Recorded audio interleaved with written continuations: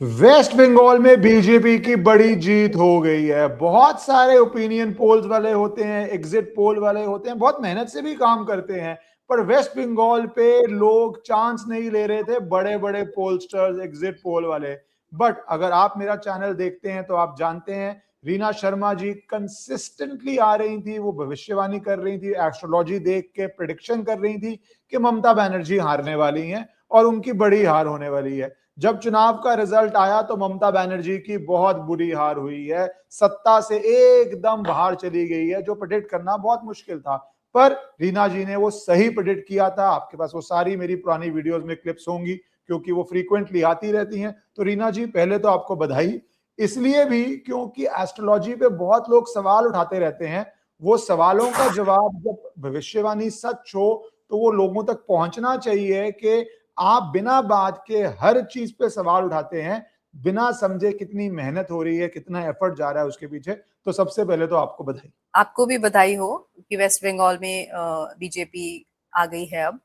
अ, पर एक चीज मैं बोलना चाहूंगी कि जो एस्ट्रोलॉजी है या जो लोग विश्वास नहीं करते उसके ऊपर, अ, उनको बस बताना चाहती हूँ कि astrology is a combination of divinity, that divine blessing, your intuition, और बहुत सारा रिसर्च और बहुत सारे कैलकुलेशंस और बहुत सारी पढ़ाई। इसके बिना आप प्रिडिक्ट नहीं कर सकते। और ममता जी के लिए तो प्रिडिक्शन और भी ज्यादा चैलेंजिंग था, क्योंकि हर वीडियो में ये कमेंट्स आते थे और सुनने को मिलता था कि उनके जो बर्थ डिटेल्स हैं वो करेक्ट नहीं है।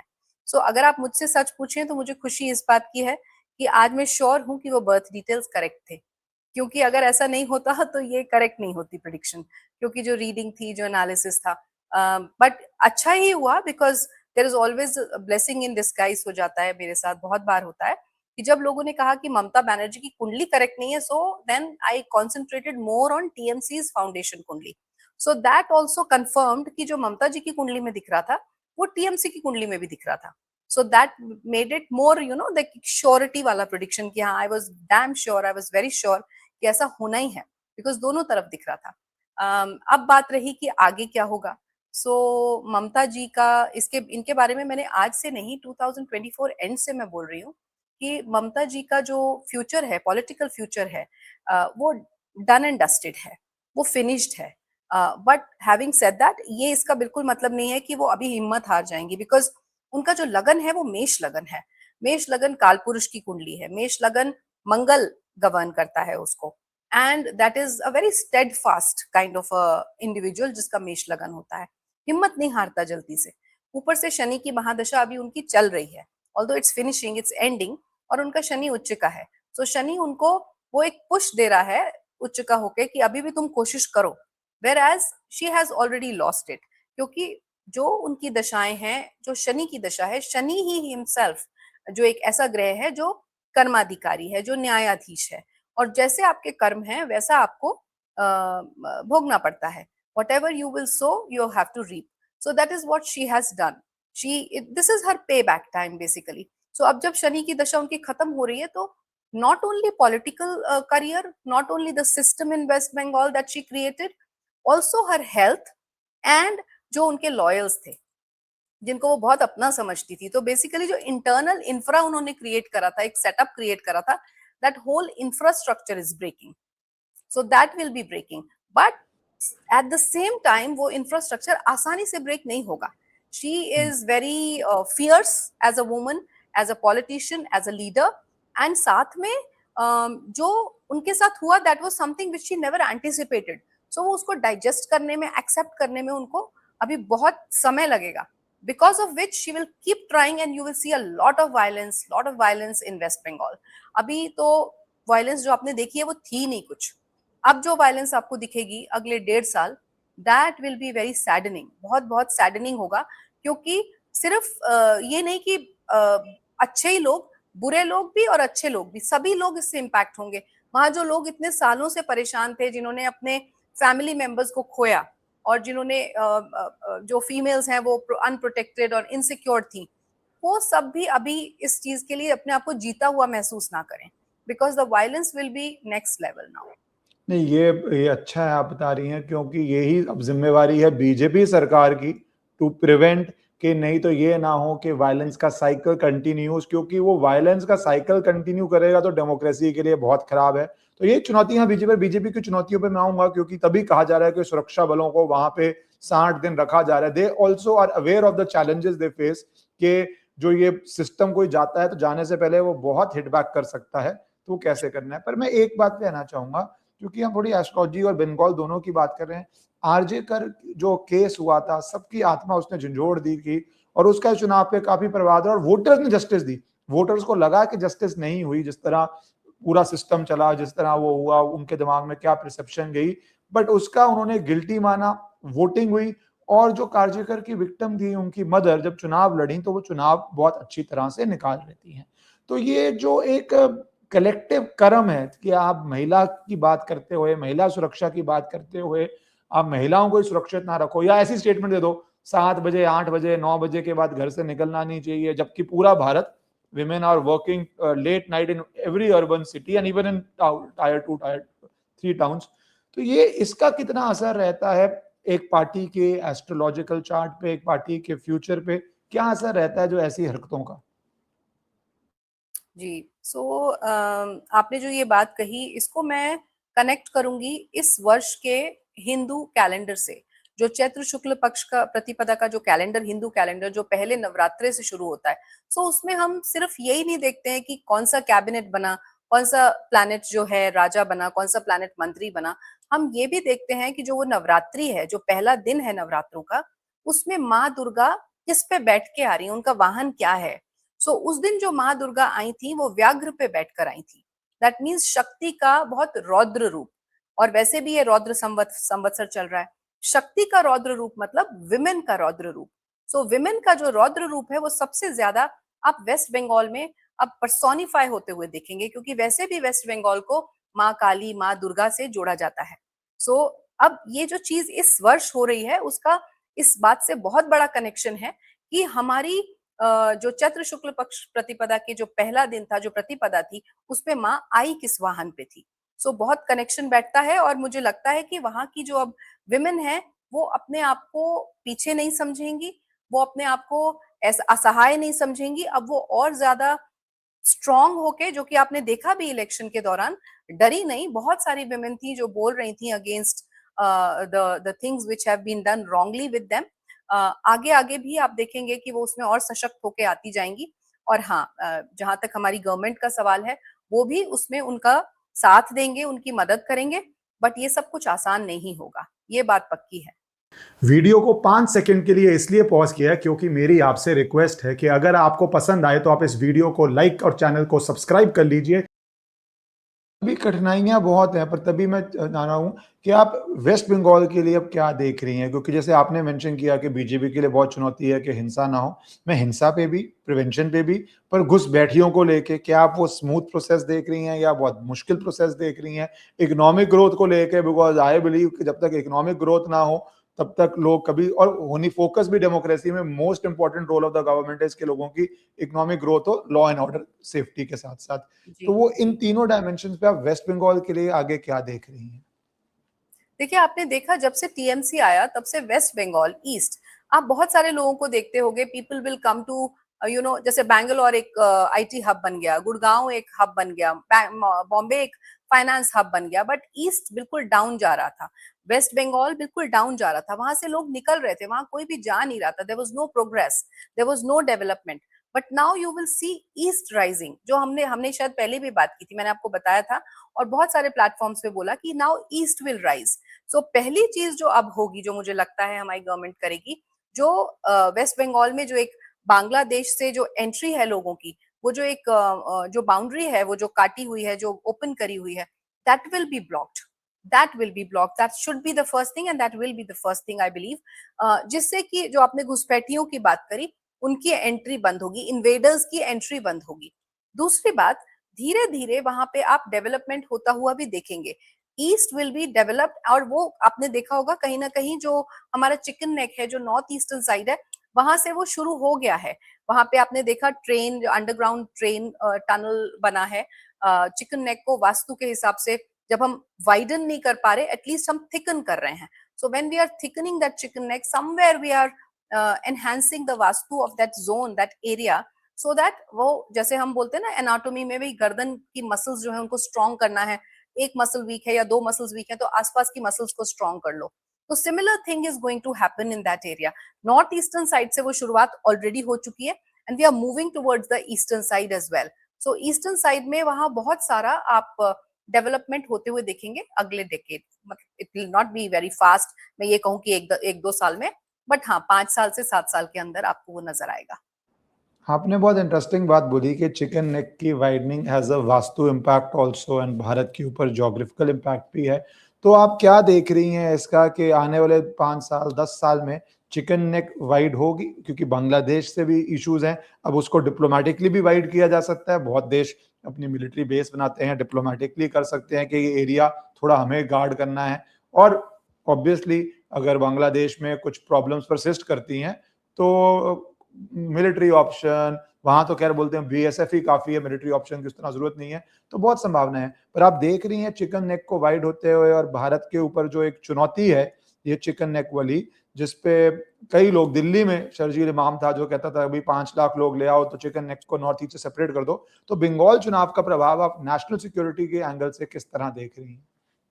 our national security will become better because of this. Not only ये जो बंगाल इलेक्शन हुआ है, अगर ये नहीं होता then there was a lot of एक इनसिक्योरिटी और एक घुसपैठियों का आ जाना और नेशनल सिक्योरिटी के लिए बहुत जबरदस्त खतरा होना, ऐसा हो सकता था, which was not destined to happen. तो जब वो destined ही नहीं था और ऐसा predicted था by so many people कि इस तरीके से ममता बनर्जी अब हारेंगी, तो वो अब हार गई और वेस्ट बंगाल में बीजेपी आ गया। Now slow and gradual process होगा, जिससे कि आप देखेंगे कि जो चिकन, सिर्फ चिकन नेक की मैं बात नहीं कर रही हूँ, वो तो एक पार्ट है, बट मंगल की महादशा में आप, क्योंकि हमें भूमि का एक्सपेंशन करना है, हमें मंगल की महादशा में अपनी खोई हुई लैंड को वापस लाना है, वो तो अब काम शुरू हो ही चुका है। और मंगल बिल्कुल आर्द्रा नक्षत्र के एकदम स्टेडफास्ट तरीके से बैठे हैं, ready to just take it. So Bangladesh हो गया या और दूसरे नेबरिंग कंट्रीज हो गए, they have to get merged in the map of India. So boundaries कहीं ना कहीं मर्जर जैसा मुझे दिखता है। तो बांग्लादेश उसको चाहे चाहे ना चाहे, बट ऐसा होगा in the long run. Bangladesh की बात कर रहे हैं, नेशनल सिक्योरिटी की बात कर रहे हैं, तो एक बात करनी बहुत ज़रूरी है, भारत के गृह मंत्री अमित शाह जी, जिनका एक बड़ा क्लिप चल रहा है, शायद पता नहीं देखा नहीं देखा, आज सुबह से चल रहा था, और के 12 साल पहले ममता बनर्जी का जैसे स्टाइल है, पिछले चुनाव में बोलती हैं चड्डा कौन आएगा, ये कौन आएगा, अब वो कह रही थी 2014 में कौन है अमित कौन है अमित शाह, तो वो एक रैली में स्पीच दे रहे हैं, मेरा नाम है अमित शाह, मैं एक कार्यकर्ता हूँ और बंगाल से टीएमसी को उखाड़ने आया हूं। 2014 का बोला हुआ, ऑब्वियसली अब 2026 में वो पूरा होता है। उस पूरा करने के लिए 15-20 दिन वो वहां बैठते हैं, सुरक्षा बल आते हैं। अगर सुरक्षा बल नहीं होते शायद आज भी रिजल्ट अलग होता, क्योंकि वो बदमाशी डॉक्यूमेंटेड है किस तरह पोस्ट पोल वायलेंस हुई थी। तो अमित शाह जी का अगर आपने स्टडी किया है, किस तरह आप उनका भविष्य देख रही हैं अगले शॉर्ट टर्म में, मिड टर्म में, लॉन्ग टर्म में? देखिए, अमित शाह जी की जो कुंडली है उसका लगन है कन्या। कन्या लगन वाले लोग, अगर मैं आपको नक्शल में बताऊं, दे आर वेरी एनालिटिकल। वो प्रॉस एंड कॉन्स को बहुत सोचते हैं before taking any action. They think a lot about all the aspects की कितना नेगेटिव होगा, कितना पॉजिटिव होगा, फिर उसके बाद वो एक बड़े कैलकुलेटिव स्टेप लेते हैं। they can get late, the steps they take can get delayed, but ऐसा बोलूं कि फ्रूटफुल नहीं होता, ऐसा कभी नहीं होता। Whatever step they will take thought through होता है और बाद में वो रिजल्ट ओरिएंटेड होता है। सिमिलरली अमित शाह जी का भी यही रहा, जो अभी आपने बोला 2014 में उन्होंने स्टेटमेंट बोली, उसके ऊपर वो धीरे धीरे धीरे धीरे काम करते रहे, and at the end of the day, now is the day, जब उन्होंने जो बोला था वो उन्होंने अपनी पहचान भी बताई और उन्होंने वहां जीत के भी दिखाया। उनकी जो असली जो पॉपुलैरिटी है या जो असली उनका जो सक्सेस है, वो राहु की महादशा में ही निकल के आ रहा है। और राहु आज की डेट में कहते हैं, बहुत लोग कहते हैं कलयुग का राजा है, प्लस हमारे देश भारत की कुंडली में लगन में बैठा है। सो वहां अगर हम कनेक्ट करें तो he is very very methodical. अगर मोदी जी चाणक्य हैं तो वो भी चाणक्य से कम नहीं है। जी, जी। क्योंकि अब ये बड़ा सवाल उठता है कि बीजेपी के अंदर even the prime minister is there and 29 भी बोल दिया गया है उनके नेतृत्व में ही लड़ेंगे। बट एक सवाल चलता है हू नेक्स्ट, क्योंकि अब लोगों को एक तो डिस्कस करने के लिए हमारे देश में कुछ ना कुछ चाहिए, दूसरा लोगों को जेन्युइन रुचि भी होती है, what is the line of leadership, what is the line? उसमें एक नाम योगी आदित्यनाथ जी का आता है, उनका यूपी का चुनाव सामने आ रहा है, उस पे हम बातें करेंगे जब चुनाव थोड़ा सामने होगा। बट आप जी। उस कॉन्टेक्स्ट में आज हिमंता बिस्वा शर्मा भी बहुत बड़ा जीते हैं, थर्ड कंसेक्यूटिव विक्ट्री है। हिमंता बिस्वा शर्मा पे भी मैं अमित शाह के साथ-साथ इसके उनकी बात बारे भी में करना भी चाहूँ। हमने बात की थी पिछले हाँ, बार पॉडकास्ट में, हाँ, आई थिंक वी हैव हाँ। Spoken about him. हुँ। उसपे भी आपने कहा था कि हिमंता बिस्वा शर्मा बहुत आराम से, आसानी से जीत रहे हैं और वो हाँ, बहुत ही क्लीन आसानी स्वीप से है, क्लीन जीतते स्वीप है भी हैं। उनका। तो उनकी कुंडली में आपको क्या फैक्टर्स दिख रहे हैं कि कैसा है उनका उनका उनका तो मीडियम टू लॉन्ग टर्म ही पूछना पड़ेगा, शॉर्ट टर्म तो आज हो ही गया अच्छा। वेरी वेरी गुड, उनका बहुत अच्छा है। मतलब एक तो क्लीन स्वीप, मतलब उनका जो चार्ट और इस समय उनकी दशाएं चल रही हैं वो बहुत ही उनको सपोर्ट करने वाली दशाएं हैं। हुँ, और अभी तो वो जीते हैं और पीपल्स पर्सन है वो। एक तो his oratory skills are excellent. उनको सब कोई पसंद करते हैं, उन्हें पता है किससे कैसे बात करनी है। Everybody is happy with him hmm, and you will see that slow and मतलब बहुत देर नहीं मैं कहूंगी, आई थिंक मिड 2027 के बाद 28 के हुँ। बाद he is also moving to the central government. Move करेंगे वो। आप देख रहे हैं कि वो सीएम नहीं रहते हुए सेंट्रल गवर्नमेंट का हिस्सा बनेंगे, क्योंकि वो बहुत हिस्सा लोग बनेंगे। मानते हैं कि पूरा नॉर्थ ईस्ट के अंदर उनका एक यूनिक रोल है, वो सीएम बन के कंट्रोल कर रहे हैं, बहुत सारी स्टेट्स को कर रहे हैं, बट आप उनके लिए एक सेंट्रल रोल देख रही हैं? हाँ बिल्कुल, अभी नहीं, लेकिन हाँ जो 2027 मिड 2028 के बाद ऐसे हाँ, उनके आसार बन रहे हैं, ऐसे नक्षत्र हाँ, उनके दिखते हैं, ऐसी दशाएं बन रही हैं, साथ में हाँ, गोचर ऐड हो रहा है। तो यस, ही हाँ। Is going to the next pedestal as well. Major changes then, क्योंकि हाँ BJP is known for major changes and unexpected changes, पर राइट। आप उनके चार्ट में भी ये देख रहे हैं। तो पर अमित शाह जी पे मैं वापस आऊं, अमित शाह जी के चार्ट में आप किस तरह का लक्षण देख रहे हैं? क्योंकि लोगों में बहुत रुचि रहती है, क्योंकि एक योगी आदित्यनाथ हैं, अमित शाह जी हैं, हिमंता बिस्वा शर्मा है, खैर हिमंता बिस्वा शर्मा तो उस कैटेगरी के मैं नहीं मानता अभी, बट हैं। तो किसका आप देख रहे हैं कि बीजेपी आफ्टर मोदी, आपका किसका आपको लग रहा है बेस्ट चांस है, या किसकी कुंडली में क्या प्लस है क्या माइनस है? बेस्ट चांस से बेटर किसकी कुंडली में क्या प्लस है, क्या माइनस है, क्या आपको लग रहा है उसके अंदर? देखिए, अमित शाह जी तो इसके लिए ऑप्ट ही नहीं करेंगे। ही will not opt for the PM position at all. वो करेंगे ही नहीं। उसका रीजन ये है कि जैसा मैंने अभी आपको बताया, वो बहुत एनालिटिकल हैं, बहुत तोलते हैं। सो एंड ही डज, और जब वो तोलते हैं तो उनके पास वो रिस्क टेकिंग एबिलिटी नहीं है ऐसी वाली कि मैं आगे जाके I become the face. He can work at the back end, he can be a very good adviser, he can be a very good strategist, but he will not take that risk. वो नहीं लेंगे वो। जहां तक बात रही योगी आदित्यनाथ जी की, हाँ उनके लिए मैंने पहले भी बोला है और मुझे लगता है he is a very apt candidate for becoming the prime minister or going to the central government and taking a position. Having said that, as you know, सबको पता है BJP is best, you know, अब उसमें वो बहुत महारती हैं to give surprises. So कोई हुँ, एकदम नया चेहरा निकल के आ जाए जो मैंने पढ़ा ही नहीं है, जिसकी कुंडली हुँ, हमने देखी नहीं है, so hmm, can't say. But as hmm, of now, it's Yogi Adityanath ji as per me, क्योंकि उनके जैसे आपने कहा ना कि क्या क्वालिटीज है, क्या प्लस है, क्या माइनस है। सो उनका हुँ, प्लस ये है वो भी पीपल्स पर्सन है। दूसरा, उनकी शनि की साढ़े साथी का आखिरी पड़ाव है, सो जाते जाते शनि की साढ़े साथी कुछ देकर हुँ, जाती है। प्लस उनका जो पूरा व्यक्तित्व है वो हुँ, मंगल, बृहस्पति और शनि का है। सो इस हुँ, समय शनि, मंगल और बृहस्पति ही तो सबसे ज्यादा एक्टिव हैं। Um, they are active um, in the transit as well. So um, मुझे लगता है कि अभी इस समय अगर हम उनके बारे में बात करें तो ही um, is running a very good time. Um, challenges तो हैं because um, as it is जो समय है जियोपॉलिटिकली जब हम देखते हैं, कलेक्टिवली हुँ, जब हम देखते हैं, सो चैलेंजेस हैं for all the um, leaders as पर। मतलब ऐसा नहीं है कि मोदी जी के लिए नहीं है या उनके लिए नहीं है, चैलेंजेस हुँ, सबके लिए हैं because this time the election is not easy. The um, elections are not happening the way they used to happen. बहुत हुँ, अनयूजुअल तरीके से इलेक्शंस हो रहे हैं। सब जगह उथल पुथल है, सब जगह वायलेंस है, सब जगह रिटेलिएशन है। बिकॉज जी। एक शिफ्ट हो रहा है ना, this is a shift of the whole karmic pattern. पूरा इंफ्रा, पूरा कॉस्मॉस, पूरा कर्मा का जो पैटर्न है वो शिफ्ट है इस बार। इस पूरे पैटर्न शिफ्ट का, क्योंकि उसका असर 29 आते-आते लोग ये नहीं रियलाइज़ कर रहे कि जो इसे ईरान वॉर ही देख लें, ईरान वॉर का ही असर किसी ने एक्सपेक्ट नहीं किया था कि 3 महीने पहले या 2.5 महीने पहले एक वॉर छिड़ जाएगी जिससे पूरे ग्लोबल सप्लाई चेन रुक जाएगी, तेल का रेट बढ़ जाएगा, फ्लाइट्स कैंसिल हो जाएंगी, वो पूरा एक स्पिल ओवर इफेक्ट हो रहा है। तो मैं अगर एक सवाल, क्योंकि भारत की राजनीति पे किस तरह की इन्फ्लेशन है उसका असर पड़ेगा ही पड़ेगा, तो आप किस तरह देख रही हैं ये ईरान वॉर या जो पूरा वेस्ट एशिया में चल रहा है? दुबई में लोग बहुत सवाल उठा रहे हैं, बहुत सिक्योर बढ़ता हुआ देश में क्वेश्चंस उठ गए कि भैया क्या चैलेंजेस हैं, क्या फ्यूचर है। तो आप ये वॉर का क्या असर देख रहे हैं भारत में आने वाले मंथ्स में, क्योंकि लग तो नहीं रहा कि ये जल्दी सॉल्व हो रही है वॉर।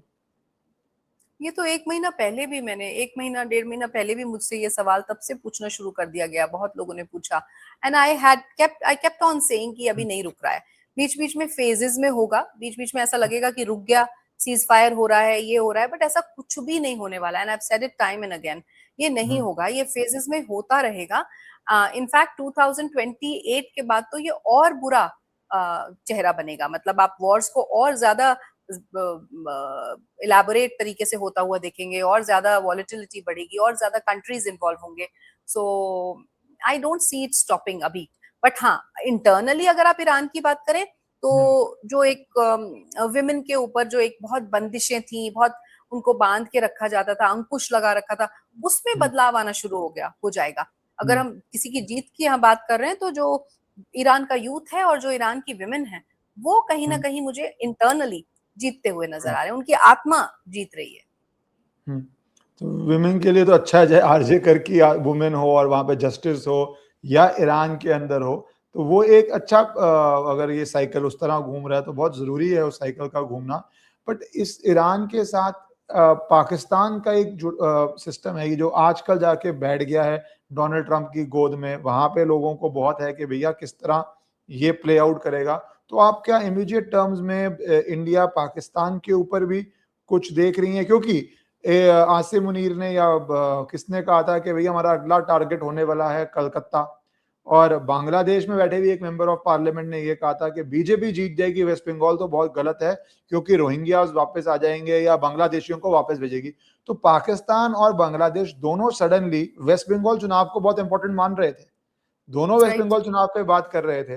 तो आप उस कॉन्टेक्स्ट में क्या देखती हैं, जब वेस्ट बंगाल में भी इतनी बड़ी जीत हुई है, इसका पाकिस्तान क्या कुछ मूव्स या कोशिश कर सकता है? उनके भी बहुत एसेट्स हैं वहां पे, और बांग्लादेश के तो है ही हैं। तो दोनों के, पहले पाकिस्तान की अगर बात करें, तो आप किस तरह देख देखिए, रही हैं इसको? बांग्लादेश और पाकिस्तान दोनों के ही बारे में मैं आपको बोलूंगी, जैसा मैंने अभी बोला कि वो जो बांग्लादेशियों की जो एंट्री थी वो बंद हो जाएगी, वहां बाउंड्री क्रिएट हो जाएगी। और हम्म, पाकिस्तानी तो बिना किसी मदद के या बिना किसी की हेल्प के कुछ है ही नहीं इस समय। हम्म, अगर आप पाकिस्तान की बात करते हैं, so they don't have the calibre to individually stand against India. Bharat के हम्म, अगेंस्ट खड़े होने का उनका कैलिबर नहीं है। वो हम्म, जो भी बात बोलते हैं या जो भी चीज उनको लगता है हम कर सकते हैं, they are just looking for somebody की जो भारत का दुश्मन है वो हमारा दोस्त हम्म, है, हम्म, समथिंग लाइक दैट। वो वहां कोशिश कर रहे हैं, लेकिन जब आप देखेंगे ना पॉलिटिकली किस तरीके से गेम घूमेगा, किस तरीके से हम्म, डिप्लोमेटिकली चीजें हमारी हम्म, गवर्नमेंट, हमारे मोदी जी घुमा देंगे, तो then Pakistan will be left alone. In fact Pakistan के लिए बहुत सारे कोहर्ट ऑपरेशंस ऑलरेडी मार्च से चल रहे हैं at the hmm, back and, which the hmm, mainstream media is not showing, and which on hmm, which I had been continuously making videos on my platform। ये ऐसा हम्म, हो रहा है, people are not knowing and people are making fun of it, people are in fact trolling me also कि भाई आप क्या बोल रही हैं। But then hmm, everything is happening at the back end which is going to surface someday, very soon. Hmm, आप देखिएगा वो चीज आपको नजर आएगी। पाकिस्तान अगर ऐसा सोच रहा था, वो इसीलिए सोच रहा था hmm, because things are happening inside of them. और वो इनसाइड ऑफ देम में हाँ हो भी, जैसे कभी सुनने में आता है कि चाइनीज कंपनी बलूचिस्तान छोड़ के जा रही हैं, कभी अब जी, अफगानिस्तान पाकिस्तान वॉर हो गया तो अब बलूचिस्तान में चाइनीज कंपनी छोड़ के जा रही हैं और वो सिक्योरिटी रीजन दे रही हैं। तो अब किसके पीछे हाथ है किसका नहीं है ये जज करना बहुत मुश्किल है, पर फैक्ट तो ये है कि पाकिस्तान की हालत खराब हो रही है, वो एक फैक्ट है। बिल्कुल। चाहे उसके पीछे किसी, तो आप ये पाकिस्तान का कोलैप्स एक्सेलरेट होते हुए देख रही हैं इस साल? No no, I don't think so. I आप पाकिस्तान का कोलैप्स कह रहे हैं? हाँ हाँ, कोलैप्स एक्सेलरेट Oh होते हुए yes, देख oh yes, oh yes, no doubts about that। मुझे सुनाई दिया collab with Bangladesh, so yeah, that they will be, but collapse definitely। इस साल तो नहीं, लेकिन हाँ इस साल बहुत बहुत मेजरली इंटरनली उनका जो सिस्टम है वो ब्रेक ऑलरेडी हो रहा है और हो जाएगा by the end of 2026 and mid of 2027 से पहले तो मुझे पाकिस्तान का कोलैप्स या फिर उसका जो एक ब्रेक करना, उनके जो खंड खंड में भाग, हम्म, उनके पार्ट्स टूटना, वो हम्म। डेफिनेटली नजर आता है। जी, जी, ज़रूरी समय है भारत की नेशनल सिक्योरिटी के लिए, क्योंकि पाकिस्तान जो लेवल का टेरर थ्रेट है, एज़ अ नेशन तो थ्रेट नहीं है, बट बिकॉज़ उसकी जो स्ट्रैटेजी ऑफ टेरर थ्रेट है बहुत ज़रूरी है। और बांग्लादेश पे आप क्या देख रही हैं कि जो बांग्लादेश के एमपी पार्लियामेंट में खड़े होके बोल रहे हैं कि बीजेपी वेस्ट बंगाल में आ जाएगी, तो हमारे लिए बहुत बुरा होने जा रहा है। तो they are aware of the threat. तो अब बीजेपी वेस्ट यस। बंगाल में आ गई है, तो उसी पे अगर हम आएँ, जो आप कह रहे हैं कि इतने सारे यहाँ पे इल्लीगल इन्फिल्ट्रेटर्स हैं, तो ये आप एक लंबी स्ट्रगल के रूप में देख रही हैं, और इस स्ट्रगल के अंदर क्या चुनौतियाँ देख रही हैं? किस तरह देख रही हैं ये जो कोर इश्यू है कि क्या बांग्लादेशियों को हम वापस भेज पाएँगे? बांग्लादेश की कुंडली एंड बीजेपी की कुंडली, दोनों की कुंडली जब मैं देखती हूँ, तो बीजेपी की कुंडली में करंट चैलेंजेस डेफिनेटली दिखते हैं, but after a while, let's say 1 साल के बाद जब उनकी वर्ष कुंडली बदलेगी, वर्षफल बदलेगा, तो उनके हुँ, चैलेंजिंग पीरियड जो है वो खत्म होने जा रहा है। They are in a better state after their वर्षफल is ending. Um, where Bangladesh का जो ये समय है, ये और ज्यादा डिटेरियोरेशन का है। उनके प्राइम हुँ, मिनिस्टर नए आ गए हैं, ठीक है, अभी ऐसा लग रहा है कि हुँ, स्टेबल सरकार है, सब कुछ ठीक है, लेकिन बांग्लादेश का ये समय ठीक नहीं है। ये फिर से जो बांग्लादेश है, this is going to break, this will also break in to pieces, because अंदर इंटरनल कंफ्लिक्ट उनका इतना मेजर हो जाएगा, प्लस जो हुँ, उनके डिपेंडेंस है on the other countries, near by countries, hmm, neighbouring countries for so many, उनकी जो नॉर्मल नेचुरल चीजें हैं, जो हुँ, नीड की चीजें हैं, लाइक हुँ, वाटर, लाइक इलेक्ट्रिसिटी, उन हुँ, सब चीजों के लिए जो डिपेंडेंसी है वो उनको कहीं ना कहीं ले डूबेगी, बिकॉज इंडिया उनको उस तरीके से बहुत ज्यादा सपोर्ट करता आया है, whereas they um, don't understand. जो मुझे लगता है उन्हें समझना चाहिए, क्योंकि हुँ, उनकी दशाएं ऐसी चल रही हैं, दे शुड ले लो, थोड़ा सा हुँ, लो प्रोफाइल रहने की जरूरत है उन्हें, whereas they are um, not, वो नहीं कर हुँ, रहे हैं। सो शनि वहां पे फिर से अपना हुँ।